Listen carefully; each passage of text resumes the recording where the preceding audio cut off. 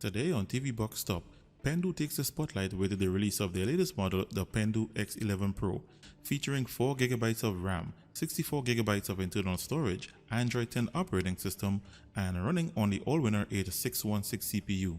Could Pendoo's design in this model tame the heat demon called the Allwinner H616 and deliver good performance we have all been waiting for?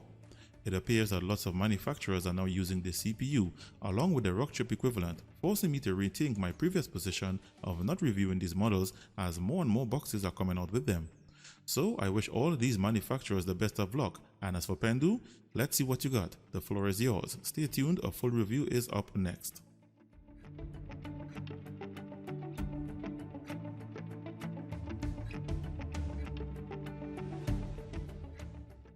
So I'm back, and in the box you have the Pendoo X11 Pro, one IR remote, one HDMI cable, a 5V 2A DC power adapter, and a user's manual. Its body is made of plastic with a glossy surface with the Pendoo logo printed to the top. To the rear you have one HDMI port, one Ethernet LAN port, two USB 2.0 ports, one analog SPDIF port, a reset button, and a DC power input. To one side, you have one USB 3.0 port and some cooling vents. On the opposite side, you have the external antenna and an SD card reader. To the front, you have an LED clock display, and below the box, there are no ventilation holes. I'll now set it up on a 4K TV and continue. So I'm all connected, and the boot up process is the same as the previous model, and the launcher used in this model is the Alice UX interface. For those of you who aren't familiar with this launcher, it's one of those launchers that has some cool features with the ability to add shortcuts in various places. My only issue with this launcher is that it doesn't come with a navigation bar or status bar to use with mouse pointers. So these are the apps that come pre-installed on the box, and from browsing through these apps you can see that the interface is very sluggish, evident that there's something amiss with the performance of this hardware. They have included a Miracast receiver app which I will test during this video, and they have also included your regular system and streaming apps for you to get started. So I installed all my apps needed to complete my review, and upon doing so, the situation took a turn for the worse really quickly. What do I mean by that? Let's look at its system and hardware information. So this is the mainboard information used in this box right here for those who are concerned about this stuff. It comes with 4GB of DDR3 RAM according to the product description, and 64GB of internal storage, from which this is the remainder. The Bluetooth version is 4.2, also according to the product description. Now this is where things get really bad. The CPU information shows something very disturbing. The CPU, which is the Allwinner H616, has all of its cores clocked straight down to 0 until it says that all the cores are sleeping, and the app cannot detect a CPU clock speed. This is the first time I've ever seen this in a TV box, and it means that there's something critically wrong with the operating temperature, that they had no other choice than to lower the clock speed to its lowest level just to prevent the CPU from burning up. Why go through such lengths to maintain a stable operating system when the solution is a simple one? All they had to do was invest in better heat sinks and include lots of ventilation holes below the box, as I have demonstrated in my overheating video. And now I have to go through the painful experience of completing this video, fully well knowing that everything is going to be affected by this situation. Nonetheless, the show must continue, and it's my job to unearth these issues to protect my viewers. Let's look at some benchmarks. The Pendoo X11 Pro has a RAM copy speed of 1790 MB per second, 151 MB per second read, and 171 MB per second write. The Wi-Fi and Ethernet LAN speed test shows that the Pendoo X11 Pro has a very low speeds on both Wi-Fi bands and on the LAN port. Its AnTuTu benchmark is 46,784. It got 406 single-core and 994 multi-core in the Geekbench 4 CPU benchmark. In the 3D Marker Gamers benchmark, the box got 3,795 in the Ice Storm Extreme and 364 in the Slingshot test. All benchmarks recorded are very low performance scores, and let's see what this does for it on the rankings chart. Well, it's no surprise. The Pendoo X11 Pro is at position number 28 in reference to Antutu benchmark scores, which is dead last in this list. You can view this chart on my website in full spreadsheet format where you can interact and compare different scores. See the link in the description below this video. Moving on to its features. The X11 Pro is rooted running on Android 10Q operating system. The DRM information shows that it has Google Widevine Level 3 with no HDCP protection. Netflix and Amazon Prime will only show in basic quality.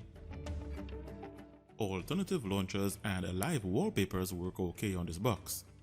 And you don't have the use of the screen rotation feature. Casting to the Miracast receiver app surprisingly works really well, and it doesn't seem to be affected at all by its performance issues.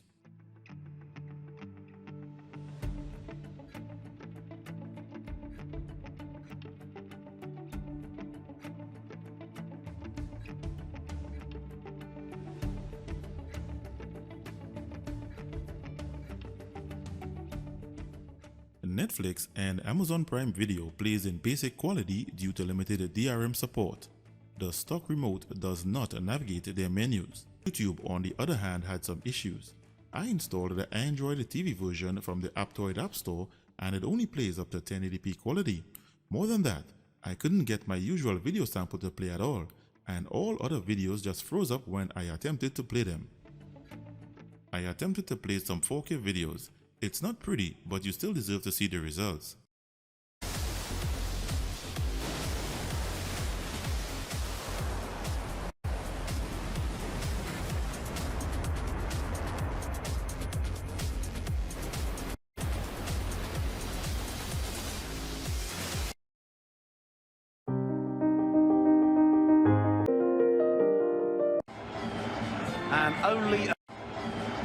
And only a win for Barca would be enough, because it would give them the same number of points as Atletico, but the head-to-head goal difference is what counts in the case.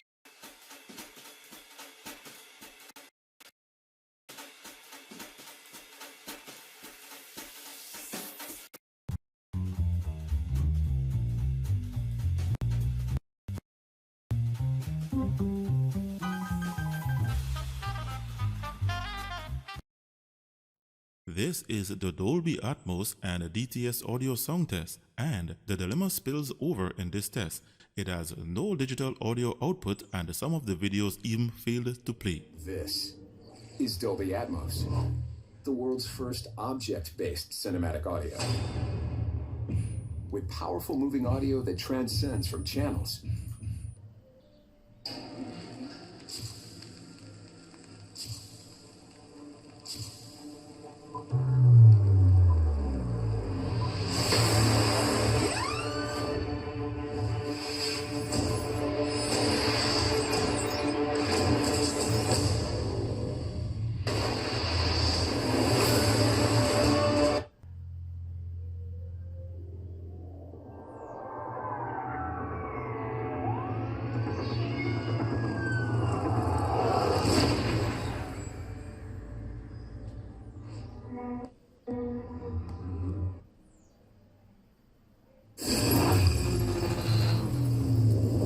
Juries, executioners, judges.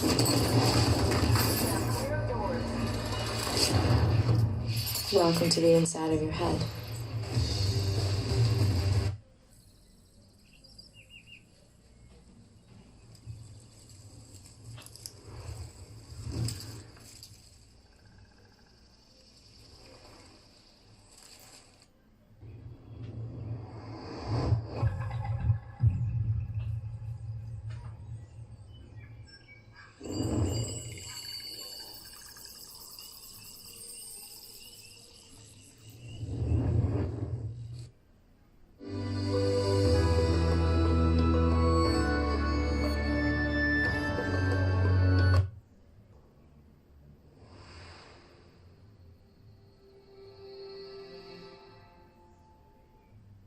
This is the left channel.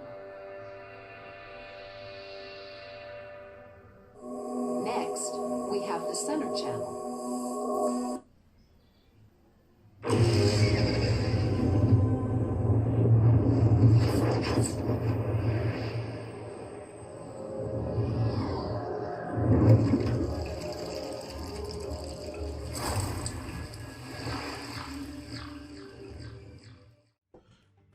And now I play 2 Android games just to see what happens.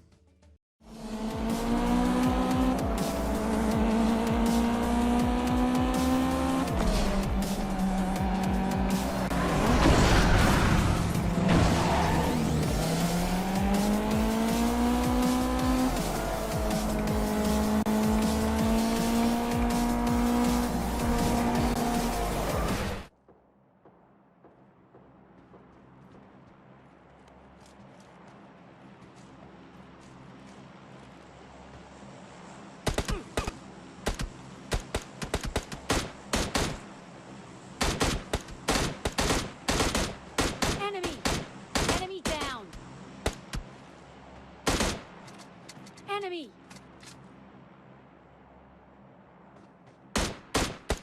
Enemy down!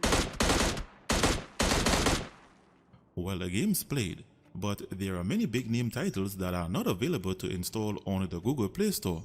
And take note of the temperature during gaming. It's over 100 degrees Celsius. That's severe overheating, and this can result in hardware failure and throttling. In summary, there are a few things the Pendoo X11 Pro was able to execute successfully without issues, such as casting via Miracast, using alternative launchers, streaming movies and TV shows, and the Bluetooth connectivity works okay.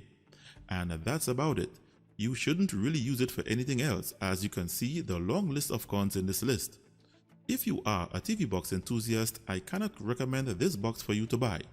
If you insist that you must purchase this box, do it at your own risk and don't complain in the comment section when you don't get the desired results. And with that said, thanks for watching.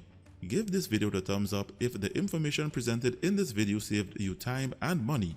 And before leaving, don't forget to hit the subscribe button and the notifications bell to be notified when I release more new videos or host a giveaway.